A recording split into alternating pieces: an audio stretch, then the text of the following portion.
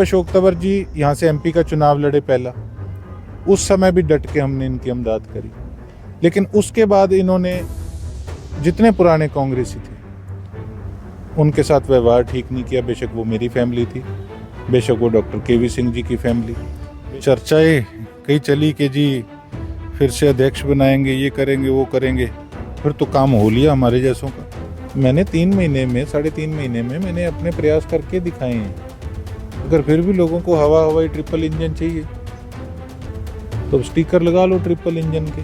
काम आपके सामने है, धरातल पे क्या हाल हुआ पड़ा। काम करने वालों की वैल्यू नहीं है। फिर कहेंगे जी ये लाइव हो जाता रोज।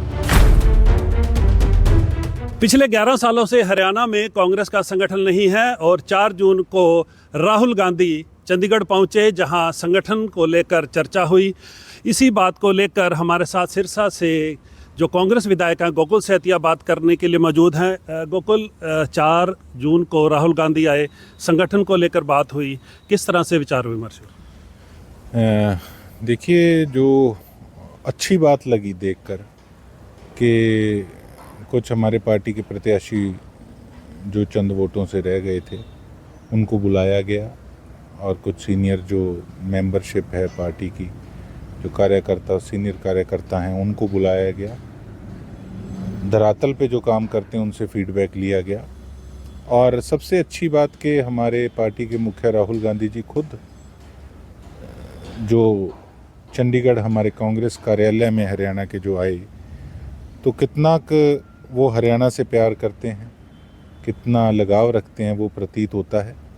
और बड़ी खुशी हुई ये देखकर। और हमें उम्मीद भी है कि एक बढ़िया मजबूत संगठन जो धरातल पे रह के पार्टी को राइज करने का काम करेगा, इस प्रकार का संगठन हमारा जल्द बनेगा, ये पुनर्उम्मीद है। गोकुल, आपको लगता है कि जिस तरह से राहुल गांधी ने प्रयास किया है, कांग्रेस में लगातार गुटबाजी की बात सामने आती है, अलग अलग गुट हैं। अभी कल ही देखने को मिला कि चरखी दादरी में भी जो पर्यवेक्षक हैं वो पहुंचे, लेकिन उनके सामने भी यही गुटबाजी सामने देखने को मिली। देखिए, परिवार बड़ा है और खींचातानी तो कौन सी पार्टी में नहीं होती, हर पार्टी में खींचातानी है। लेकिन देखो कि एक ये तो हमारी पार्टी की सुंदरता भी है कि खुल के अपनी बात हर व्यक्ति रखता है, कोई बंदिश नहीं है किसी पे यहाँ पे। तो ये होना भी चाहिए। बाकी समय के अनुसार जब समय ठीक ना चल रहा हो तो सारी चीज़ों में कमी लगती है, और जब समय अच्छा चल रहा हो तो सारी चीज़ें कवर अप हो जाती हैं। तो ठीक है, कुछ डिस्प्यूट्स हैं आपसी नेताओं के अंदर, हर पार्टी में होते हैं, लेकिन वो भी जल्दी रिजॉल्व होंगे, ये हमें उम्मीद है। नहीं, आपको नहीं लगता कि जिस तरह से 2024 की बात करें तो हर किसी को यही लग रहा था कि कांग्रेस की सरकार आने वाली है और कहीं ना कहीं गुटबाजी हावी हुई और कांग्रेस ये चुनाव हार गई? इसमें तो कोई दुराई नहीं है कि हमारी पार्टी के अंदर ही काफ़ी लोग इस कारण का, इस जो रिज़ल्ट है उसका कारण बने हैं, जो कि खुद हमारे पार्टी के कैंडिडेटों को जिन्होंने ख़राब करने का काम किया, उन्हीं के विरुद्ध तो हमेशा मैं भी बोलता हूँ कि ऐसे तत्व जब तक पार्टी में रहेंगे तब तक हमारी पार्टी मजबूती की ओर नहीं बढ़ेगी। ऐसे लोगों पे एक्शन लेना, इनको पार्टी से बाहर करना बहुत ज़रूरी है। और केवल मैं ही नहीं पीड़ित इन लोगों से, बल्कि पूरे हरियाणा के अंदर बेशक जो MLAs हैं या जो चुनाव हारे हैं, हर व्यक्ति ऐसे लोगों से पीड़ित है जो सिर्फ अपने निजी स्वार्थ के हिसाब से चलते हैं, जिनको पार्टी से कोई लेना देना नहीं है। लगातार राहुल गांधी भी इस बात को करते रहे हैं कि कांग्रेस में कहीं ना कहीं स्लीपर सेल है जो भारतीय जनता पार्टी को कहीं ना कहीं अंदर से सपोर्ट करते हैं। हरियाणा की अगर बात करें तो हरियाणा में ओपोजिशन का जो लीडर है वही चुनने में इतना समय लग गया कांग्रेस को। जी देखो, मैं तो ये समझता हूँ कि ठीक है, जो देरी हो चुकी, अब जल्दी देर आए दुरुस्त आए। हम इसी चीज़ से हम होप रखते हैं कि अब बढ़िया तरीके से हम कम बैक करेंगे। लेकिन जो स्लीपर सेल आप जिनकी बात कर रहे हैं, तो वो स्लीपर सेल ही है। और स्लीपर क्या, उठे हुए सेल हैं जो शरेआम ही बीजेपी को सपोर्ट करने का काम कर रहे हैं और पार्टियों को सपोर्ट करने का काम करते हैं कांग्रेस के बिल्ले लगाकर। तो उनके तरफ एक्शन जब तक नहीं होगा तब तक हम आगे नहीं बढ़ पाएंगे, ये मेरा मानना है। आपको लगता है कि अब समय है जो वरिष्ठ कांग्रेसी है थोड़ा सा उनको साइडलाइन करके जो युवा हैं जो एनर्जेटिक हैं जो आगे जो कांग्रेस का भविष्य देख सकते हैं? राहुल गांधी ने भी बात करी कि युवाओं को आगे मौका देना चाहिए। आप किस तरह से इसको देखते हैं? देखिए, हम सारी चीज़ों को एक ही तराजू में नहीं तोल सकते कि वरिष्ठ नेताओं को पीछे कर दें और सभी युवा को आगे ले आएं, ऐसा नहीं है। ये तो काबिलियत के हिसाब से, मेहनत के हिसाब से छन्नी करनी होगी कि कौन किस पोस्ट पे रह के किस एरिया को मजबूत करेगा पार्टी के प्रति। तो ये चीज़ें तो देखो, सारी उंगलियां एक बराबर नहीं होती। तो कई बार एक ही फार्मूला पूरे प्रदेश पे भी नहीं चलता, हर एरिया का अलग फार्मूला अपनाना भी पड़ता है। तो वही चीज़ को तो परखना है। जब उसकी परख अच्छे से हो गई तो फिर तो कोई दिक्कत वाली बात ही नहीं है। हमारी पार्टी के अंदर ऐसे ऐसे मजबूत नेता बैठे हैं जिनका एक बड़ा अच्छा मजबूत प्रभाव अपने अपने इलाकों पे है, लेकिन जो खराब करनियां हैं वो भी कहीं ना कहीं उन नेताओं की दाल निगलने दे रहे हैं। तो उनको एक साइड करना ज़रूरी है। फिर आप देखेंगे कि जितनी मजबूत टीम हमारी कांग्रेस पार्टी के पास है, इतनी मजबूत टीम और किसी पार्टी के पास नहीं है। एक आपने कुछ दिन पहले मैसेज किया था राहुल गांधी की जो यात्रा थी यहाँ चंडीगढ़ पहुँचे थे उसके बाद, कि जो लोग कांग्रेस को या नुकसान करने वाले हैं, जो नाव में छेद करने वाले हैं, उनको ही दोबारा बिठाया गया है स्टेज पर बुलाकर। उसमें आप क्या कहना चाह रहे हैं? देखो, मैं साफ कहनिया आदमी हूँ। मैंने ज़रूर लिखा कि अशोक तंवर जी को स्टेज पे बुलाया गया, बिठाया गया। मेरी हालांकि उनसे कोई दुश्मनी या लड़ाई नहीं है, और लेकिन कहीं ना कहीं वो अध्यक्ष रहे थे कांग्रेस पार्टी के। ठीक है, मजबूरियां हर व्यक्ति की होती हैं, उन्होंने और रास्ते अपने अपनाए, फिर कम बैक पार्टी में किया। तो देखो, इन्हीं झगड़ों करके तो हम जैसे पुराने लोग पार्टी छोड़ गए थे, जबकि उस समय मेरे माताजी ने चुनाव लड़ना था। एक प्रोग्राम हुआ जब इनकी तरफ से कुर्सी नहीं ऊपर रखी गई स्टेज पे। तो हम लोग इज्जत से रहने वाले आदमी हैं, हम अगर राजनीति में हैं तो इज्जत करके हैं। तो इस तरह के व्यक्ति जो इंडियन नेशनल लोकदल पार्टी का गढ़ रहा है सिरसा जिला, वहाँ पे मेरे नाना स्वर्गीय लक्ष्मण दास अरोड़ा जी ने हमेशा कांग्रेस पार्टी का झंडा बुलंद करने का काम किया। इस राजनीतिक षड्यंत्र के अंदर कई बार अपोजिशन के अंदर हमें बड़े नुकसान भी झेलने पड़े, हमारे काम धंधे तक बंद हुए, क्या कुछ नहीं हुआ। लेकिन हम पार्टी से कभी टस से मस नहीं हुए, हमेशा हमने पार्टी के लिए लड़ाई लड़ने का काम किया। जब अशोक तंवर जी यहाँ से एमपी का चुनाव लड़े पहला, उस समय भी डट के हमने इनकी इमदाद करी। लेकिन उसके बाद इन्होंने जितने पुराने कांग्रेसी थे उनके साथ व्यवहार ठीक नहीं किया। बेशक वो मेरी फैमिली थी, बेशक वो डॉक्टर केवी सिंह जी की फैमिली, बेशक वो चौधरी अपने भरत सिंह जी की फैमिली, बेशक वो चौधरी रंजीत सिंह जी की फैमिली, सबके साथ इन्होंने ये प्रयास किया कि जो लोग इनको काटने वाले हैं उनको अपलिफ्ट करें और इनको ख़त्म करें। और इंसल्ट तो कोई नहीं सहेगा, और ख़ासकर अपने बुज़ुर्गों की। उसके बाद मैं राहुल गांधी जी के, मैं उस समय दिल्ली भी मैं गया था, लेकिन I was student at that time, तब किसी ने सुनवाई उस समय नहीं मेरी हो पाई, तो मजबूरन फिर हमें पार्टी छोड़नी पड़ी। तो अगर फिर ऐसे लोगों को खुद स्टेज पे बुला के बिठाएं जिन्होंने इस चुनाव के अंदर भी कांग्रेस पार्टी ज्वाइन तो कर ली 3-4 दिन पहले, लेकिन मैं कैंडिडेट कांग्रेस का था और शरेआम यहाँ पे मेरी खिलाफत करने का काम किया, मेरे खिलाफ। हाँ जी सोनी जी नमस्कार। हाँ नमस्कार एमपी साहब, ठीक ठाक है जी? हाँ जी बढ़िया, तो आशीर्वाद आपका जी। क्या बना रहे हो? बस आपके काम में लगे हुए जो आपने आदेश किए हैं जी।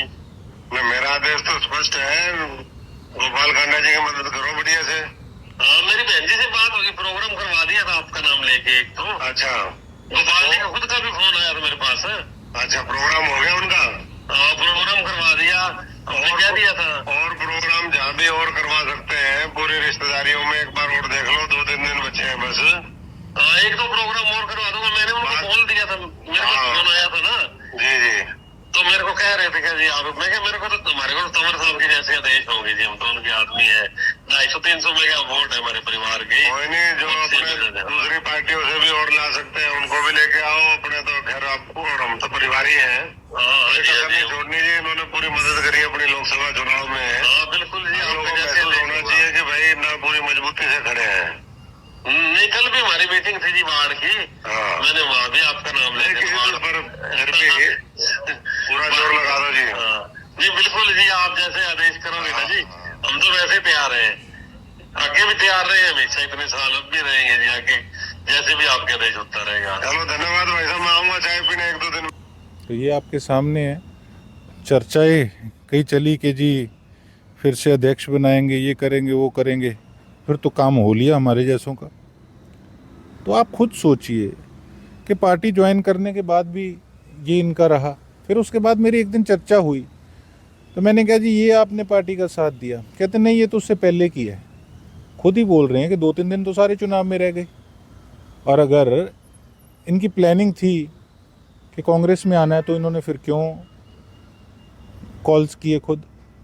और अगर ठीक है डैमेज कर भी दिया रातों रात, अगर मूड बन भी गया कांग्रेस ज्वाइन करने का, तो डैमेज अगले दिन कंट्रोल कर लेते। मेरे से क्या लड़ाई या दुश्मनी थी। लेकिन शरेआम इन्होंने स्पष्ट सामने है। अब अगर राहुल गांधी जी इनको स्टेज पे बुला के बिठाएंगे, रात को इनका लिस्ट नाम में डालेंगे, ऐसी क्या मजबूरी हो गई थी। मुझे कहते हो कि मैंने मुख्यमंत्री जी की तारीफ कर दी, व्यक्तिगत तौर पे मैंने की। अगर कोई किसी से काम लिया मैंने धन्यवाद किया। और उसके बाद जब नगर परिषद का चुनाव हुआ तो 30,000 वोट मैंने कांग्रेस की कैंडिडेट को ही डलाए होंगे, मैंने कोई बीजेपी को तो वोट नहीं डलाए। मुख्यमंत्री जी ने आके यहाँ पर कहा कि ये लोकप्रिय विधायक है, तो उसके बाद मुख्यमंत्री जी कोई अपने कैंडिडेट की अमदाद में नगर परिषद चुनाव में नहीं आए। धन्यवाद करना एक व्यवहारिक अलग चीज़ है।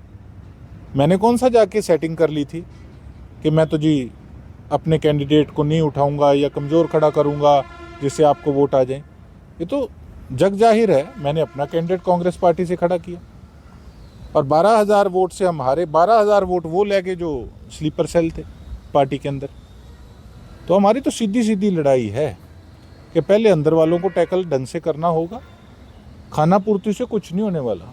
खाना पूर्तियाँ मीटिंग अगर हम लोकल लेवल पे करते हैं कोई, अगर इस तरीके की चीज़ों को हम हैंडल नहीं कर सकते, स्लीपर सेल्स को हम ठिकाने नहीं लगा सकते, तो फिर मीटिंग्स एक फॉर्मेलिटी बन के रह जाएंगी। चंडीगढ़ में जो मीटिंग हुई, चंडीगढ़ में आपने बात रखी कि किस तरह से जो है कांग्रेस के लोग ही अंदर खाते कांग्रेस को कमज़ोर करने की कोशिश कर रहे हैं। सारी वही तो बात है भाई साहब, यही तो सारा मामला है। हमारी पार्टी में काबिल लोगों की कमी नहीं है, लड़ाई लड़ने वालों की। कई सोचेंगे मैं नया आया हूँ और मैं रौला डालता हूँ। डालूंगा भैया, मैं एक ऐसे इलाके से आता हूँ जो इंडियन नेशनल लोकदल पार्टी का गढ़ रहा है। मैं ऐसे इलाके से आता हूँ जिस इलाके के अंदर सबसे पैसे वाले आदमी से मेरी टक्कर थी। मैं ऐसे इलाके से आता हूँ जहाँ पे डेरा सच्चा सौदा का समर्थन बीजेपी को था। मैं ऐसे इलाके से आता हूँ जहाँ पे सारी पार्टियाँ, बीजेपी ने अपना नॉमिनेशन वापस ले लिया था और हलोपा को समर्थन दे दिया था। सब इकट्ठे थे, इनेलो भी उनके साथ थी, बसपा भी उनके साथ थी और मैं उस समय अकेला था। तो मुझे पता है कि मैं यहाँ तक कैसे पहुँचा हूँ। हम तो राजनीतिक तौर पे लड़ाई लड़ना जानते हैं। इससे पहले भी अगर आप लोकल लेवल पर बात कर रहे हैं तो जो लोकल कांग्रेसी हैं वो भी आपके साथ नहीं हैं, वो भी कहीं ना कहीं आपसे एक मनमुटाव रखते हैं, क्या कारण मानते हैं? एक आधा है परिवार ऐसा, बाकी मेरी अमदाद करी सबने। एक आधा परिवार ऐसा है जो कि पिछले चुनाव के अंदर भी शरेआम उनकी गाड़ियों पे चढ़ के बैठे थे अपोजिशन वालों की। इस बार भी शरेआम जिन्होंने मेरी खिलाफत करने का काम किया और पार्टी में रहकर नगर परिषद चुनाव के अंदर जिन्होंने ख़राब करने का काम किया, उस परिवार के लिए तो मैं यही कहना चाहूँगा कि गोकुल सेतिया पीठ में छुरा मारने वाला नहीं है, दम है तो छाती पे मारो। ये कायरता है, ये कायरों का काम है। खुद चुनाव लड़के देख लेते, हार जीत की क्या बात है। हम भी कितनी बार हारे हैं, क्या फ़र्क पड़ता है। मैदान में उतरना ज़रूरी है लेकिन लातें बाहर नहीं चलती। ऐसे लोगों को पार्टी स्ट्रिक्ट एक्शन जब तक इन पे नहीं लेगी, इन्होंने ख़राब ही करना है। टिकट बेशक गोकुल सेतिया के पास हो, बेशक किसी के पास हो, ये किसी के सगे नहीं है। इनकी दाल गलनी चाहिए, नहीं तो इन्होंने वोट उल्टे डाल देने। एक कल जो है पर्यवेक्षक हैं वो सिरसा पहुंचने वाले हैं। जो आप बात कर रही हो कि किस तरह से जो कांग्रेस में स्लीपर सेल है जो कांग्रेस को नुकसान पहुंचा रहे हैं, ये बात आप रखेंगे या जो पार्टी लेवल पर हाईकमान है उनको बताएंगे कि इस तरह से जो लोग हैं जो पार्टी में रहकर ही पार्टी का नुकसान कर रहे हैं, तो अगर इसी तरह से चलता रहा तो आगे संगठन किस तरह से मजबूत बन पाएगा? आपसी मनमुटाव तो पहले दूर हो। मेरे को किसी के मामले में अड़ने का कोई शौक़ नहीं है, लेकिन हमारे केडिया जी के साथ क्या चुनाव के अंदर जब झगड़ा हुआ था, क्या हुआ था, शीशे तक उनके तोड़े गए थे कार्यालय के। उस चीज़ का जवाब तो पहले मांगे पार्टी ज्वाइन कराने से पहले, और नेताओं को जो अपमान हुआ है कांग्रेसियों का, उनका तो जवाब पहले मांगे। ऐसे नहीं होता कि सर एक ही तराजू में हम सबको तोलें। ठीक है, मैं नया आया हूँ पार्टी के अंदर, लेकिन कांग्रेस पार्टी के लिए भी गर्व की बात है कि सीट मेरे सिरसा वासियों ने कांग्रेस पार्टी के झोली में डाली। कांग्रेस पार्टी का कैंडिडेट अकेला था। तो ये देखो, हम लोग संघर्ष करने वाले लोग हैं, हमारी भी काबिलियत समझनी चाहिए। अब जिस आदमी को 10,000 वोट नहीं आते उनकी सुनोगे, और जिसको 44,000 या 80,000 वोट आए हैं उनको आप इग्नोर करोगे, तो फिर किस प्रकार से कहानी आगे चलेगी? पार्टी के साथ है, क्या होगा? ज़्यादा से ज़्यादा टिकट नहीं मिलेगी, चुनाव नहीं लड़ेंगे, बैठे रहेंगे पार्टी में, कोई दिक्कत नहीं है। लेकिन ऐसे लोगों पे विश्वास करके क्या करोगे जो 8,000 10,000 वोट से ज़्यादा लेके नहीं जा सकते? तो ये डिफ्रेंशिएट करना, इस पे विचार करना सबसे ज़्यादा ज़रूरी है। एक राहुल गांधी का लगातार एक भाषण भी वायरल हो रहा है जिसमें उन्होंने कहा कि बारात वाले घोड़े और हैं और जो रेस वाले घोड़े और हैं। जो मैंने पहले बात करी कि जो पार्टी में रहकर अगर जिस तरह से राहुल गांधी बात कर रहे हैं कि बारात वाले घोड़े हैं इनको अलग किया जाएगा, रेस वाले घोड़े हैं उनको अलग किया जाएगा जो आगे पार्टी को मजबूत करे, उसी को लेकर ही मैंने जो सवाल आपसे पहले पूछा था कि जो युवा हैं उनको आगे आना चाहिए, जो रेस वाले घोड़े उनको आगे आना चाहिए ताकि संगठन मजबूत और कांग्रेस आगे जो लड़ाई है वो अच्छी तरह से लड़ पाए। मैं राहुल गांधी जी के स्टेटमेंट को और तरह से देखता हूँ कि बारात वाले घोड़े तो वो हैं जो सिर्फ सुबह बैठी से लेकर रात के डिनर तक सिर्फ चमची मारने का काम करते हैं, और रेस वाले घोड़े वो हैं जो मैदान में आके जो चुनाव लड़ते हैं। हारे जीते वो एक अलग बात है। तो कई लोग तो टिकट मांगते हैं लेकिन दिल से लेना नहीं चाहते। उनको ये होता है कि पता है पोल सामने खुल जाएगी कि कितने वोटों के हम मालिक हैं। तो ये चीज़ें तो देखो, अगर हमने ये समझ लिया कि चमचों को दूर रखना है तो थाली भरी रहेगी, नहीं तो चमचे तो हर थाली को खाली कर देते हैं। अगर आज ये चीज़ हम समझते हैं तो मैं समझता हूँ कि आने वाला समय हमारे पार्टी के लिए सुनहरा होगा। एक आप लगातार जिस तरह से अभी आपने बात करी कि मुख्यमंत्री की आप तारीफ़ करते हैं अगर उन्होंने कोई काम किया है, तो आपको नहीं लगता कहीं ना कहीं पार्टी लाइन से आप हटकर ये बात कर रहे हैं, कहीं ना कहीं डिसिप्लिन से बाहर जा रहे हैं आप? मैं कैसे डिसिप्लिन से बाहर जा रहा हूँ? अब जब वॉर हुई थी उस समय हमारी कांग्रेस पार्टी ने भी तो समर्थन दिया था सरकार को। अगर मेडिकल हॉस्पिटल हमने मांगा, अगर मैंने उसका थैंक्स किया, या मैं किसी के घर गया, मेरे इलाके के लोगों को अगर उनका मान सम्मान हुआ तो मैंने थैंक्स किया, तो उसमें मुझे नहीं लगता कि मैंने कोई डिसिप्लिन की जो रेखा है उसको कोई मैंने लांगा है, ऐसा मैं नहीं समझता। और उसके बाद आपको मैं बता रहा हूँ कि वो मेरा व्यवहार है कि मैंने बड़ों को या जो बड़े ओहदे पे बैठे हैं मैंने उनको कैसे धन्यवाद करना अगर उन्होंने मुझे ओबलाइज किया। लेकिन राजनीतिक तौर पे आपको बताया, उसके बाद तो नगर परिषद का इलेक्शन था, तो 30,000 वोट जो मेरे आए हैं वो बीजेपी के विरुद्ध ही आए होंगे। तो हमने अपनी लड़ाई लड़ी है सही ढंग से, हम पार्टी को मजबूत करने वाले आदमी। लेकिन इतना ज़रूर है कि हम उसके साथ साथ सोशल व्यक्ति भी हैं, व्यवहारिक व्यक्ति भी हैं, और अंदर विधानसभा के अंदर भी तो सब इकट्ठे बैठते हैं, सब इकट्ठे खाना खाते हैं, टूर्स पे इकट्ठे घूमने जाते हैं। दोहरा चरित्र आदमी का नहीं होना चाहिए कि हम अंदर धन्यवाद कराएं और बाहर आके गलत बोलने लग जाएं। हाँ, जो कमियां हैं, जो खामियां हैं, उस पर भी हम खुल के बोलेंगे। मैं तो आज कह रहा हूँ अफसरशाही बेलगाम है, वो कोई नहीं दिखाता। उस पर जब तक लगाम नहीं लगेगी तब तक प्रोग्रेस के और हमारा प्रदेश नहीं बढ़ पाएगा। अब ऊपर से तो लागू हो जाती हैं चीज़ें, लेकिन धरातल तक पहुंच ही नहीं पाती। आपने कभी देखा है एमएलए तो धक्के खाते फिरते हैं बेचारे सारे? आपने कभी ऑफिसर्स देखा है? इतनी लंबी चौड़ी कतार है कि कभी किसी गांव में, किसी गली मोहल्ले में जाकर सर्वे कर रहे हो, काम करा रहे हो। Never ever. तो ये इसी चीज़ की तो कमी। नहीं, कहीं ना कहीं आपको नहीं लगता कि आपके विपक्ष में जो हैं वो कहते हैं कि गोकुल तो हमारा है, बीजेपी वाले कहते हैं गोकुल तो, मुख्यमंत्री की तारीफ करते हैं गोकुल तो हमारा है, तो कहीं ना कहीं एक दोहरा मापदंड नज़र आता है। किसका दोहरा मापदंड? मेरा? आप एक बात बताओ, मैंने तो व्यवहारिक बात करी, धन्यवाद कर दिया, ठीक है। अब जो लोग कहते हैं कि हमारा है, जब मैं उनका था, उनकी पार्टी में था, तब वो कहते थे हमारा नहीं है।